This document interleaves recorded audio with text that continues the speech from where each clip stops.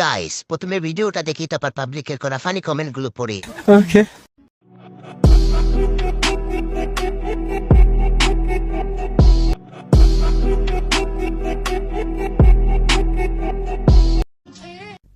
তুমি এত পরিশ্রম করবে অথচ তার মূল্য পাবে না, তা হবে না, তা হবে। ডেলিভারির ব্লগ দেখার অপেক্ষা অনেক সারদারির পর অবশেষে বাম্পার ফলন।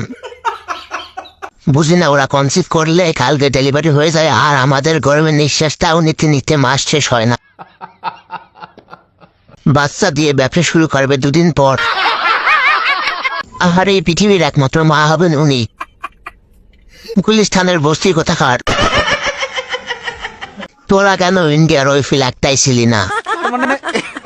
জানো তো এবার নিশ্চয় অত কম বেশি সবাই দেখেছেন।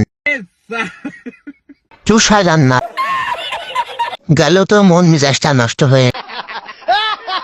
ধন্যবাদ তোমাদের মা বাবাকে তোমাদের মতো এরকম নির্লজ্জ উপহার সমাজকে দেওয়ার জন্য।